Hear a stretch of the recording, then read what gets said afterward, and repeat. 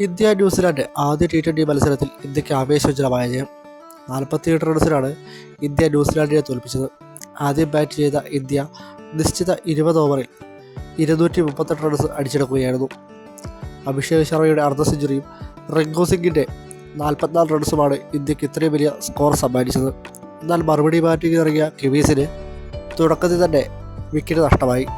Devon കോൺവേയെ Sanju സാംസന്റെ കൈകളിലെത്തിച്ച് Harshdeep Singh. എന്നാൽ പിന്നീട് വന്നവർക്കൊന്നും കാര്യമായി റൺ കണ്ടെത്താൻ സാധിച്ചില്ല.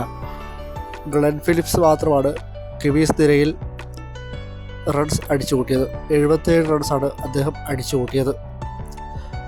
ബോളിങ്ങിൽ ഇന്ത്യക്ക് വേണ്ടി ഹർഷദീപ് സിംഗും ശിവൻ ദുബെയും നല്ല രീതിയിൽ തന്നെ ബോൾ ചെയ്തു.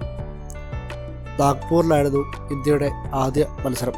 അടുത്ത മത്സരം 23-ാം തീയതി നടക്കും. 5 മത്സര പരമ്പരകളാണ് ഇതിനുള്ളത്.